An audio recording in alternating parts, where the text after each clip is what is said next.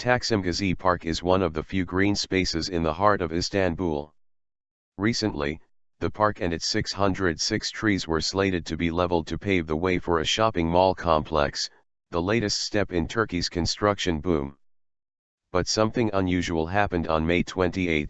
Sirri Sureyya Onder, a member of parliament from an opposition party, joined campaigners staging a sit-in at the park, stood in front of a bulldozer and saved a tree. As he stood there, others came to support him, and a crowd formed. Some protesters set up an encampment. On May 31, police raided the park and used tear gas to disperse the protesters, prompting harsh criticism of the Turkish government and its ruling Justice and Development (AKP) party. The uprising has now spread to dozens of cities across Turkey. As in the Arab Spring and the 2009 Iranian elections, protesters in Turkey used Twitter to communicate and organize demonstrations. A few hours into the protests, Twitter users had sent 2 million tweets with hashtags related to the park. At one point, thousands of people, organized through Twitter, crossed Istanbul's Bosphorus Bridge on foot to reach the park. Turkish Prime Minister Recep Tayyip Erdogan was none too pleased with Twitter's role in the protests, declaring that social media was the worst menace to society. Another parliamentarian agreed with Erdogan's social media assessment. The Prime Minister's words weren't enough to describe what a disgrace Twitter is, Mehmet Mediner, an AKP lawmaker, told Al Jazeera. I believe that Twitter is very dangerous for the peace and democracy process in Turkey. It helps spread many lies and it's impossible to prevent it. I believe that social media should be regulated according to law. Alternative news source. Twitter has become a useful source of news for the Turkish public in recent days and months.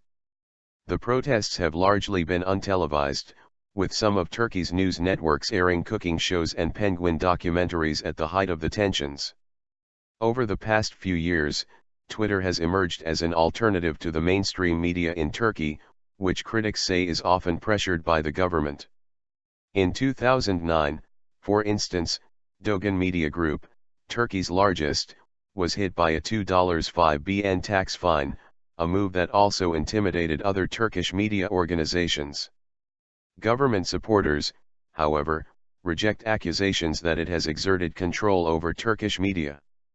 According to March 2011 data from Comscore Media Metrics, which monitors internet traffic, 16.6% of internet users over the age of 15 use Twitter in Turkey, and the country ranked 8th in internet penetration for Twitter. The social media site is especially useful in spreading breaking news in Turkey. When a botched military operation resulted in the deaths of 35 Kurdish civilians in Uladıer, a province in southeastern Turkey, the news first broke on Twitter. I heard about it and mentioned it in my TV program, but my broadcast was later interrupted because we were under strict orders from the government to not utter it until an official announcement was made, said Aysenur Arslan, until recently a news anchor for CNN Turk. That day it took traditional news organizations 16 hours to report the story. But an independent journalist, Serdar Akinan, was already in the area tweeting photos and videos. I used my iPhone to shoot videos and conduct interviews, Akinan said. I was the first to share photos from the funerals. Mainstream media used my Twitter content to cover the story without my permission. Akinan, who said he has since been fired from a newspaper for his strong criticism of the government's Kurdish policy, now only carries out journalism on Twitter. I can reach more than 150,000 people at any moment and it is an influential outlet. And it will be more effective in the future. During the OtaTV.com investigation in 2011, in which 13 journalists were arrested for allegedly plotting a coup to overthrow the government, the mainstream media shied away from reporting the case. But 7 independent journalists, as well as the defense lawyers, began live tweeting the trials. Their tweets were aggregated and spread by other journalists, making it impossible for the traditional media to ignore. Ahmet Sik and Nedim Sane, 2 of the arrested journalists, were my friends and I started tweeting to inform the world about their well-being, said Elif Ilgaz, an independent journalist who organized live tweeting from courtrooms.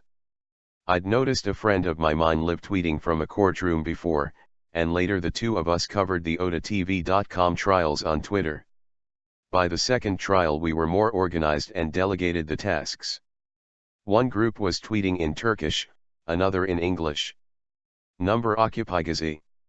The same system was adapted during the Gezi Park protests. Many Twitter users tagged posts about the protests with the number Diren Gezi Parki hashtag, while journalists and academics number Occupy Gezi to inform world media of the protests. Along with photos and videos, Wi-Fi passwords were distributed by Twitter. Calls for food and water and contact information for lawyers and doctors were also spread on the social media site. Twitter can be particularly useful in a country where people are suspicious of the legacy media, because one has immediate access to non-mainstream websites, academic and specialized blogs, and on-the-ground reports that don't show up in papers or on TV, explained Benjamin Harvey, Bloomberg's bureau chief in Turkey. You also see what opposition politicians and analysts who don't get a lot of face time in the press are thinking. Yet Harvey noted, we've also seen from certain high-profile cases that expressing opinion on Twitter or Facebook isn't free from prosecution by authorities in Turkey, so one senses a degree of caution even there. Ilgaz said media bosses were increasingly monitoring their workers. Unfortunately, the mainstream media organizations are limiting their employees' activities on social media, he said. We are coping with self-censorship since many journalists have been fired. Over 70 of them are arrested, and this leads to reporters taking a step back.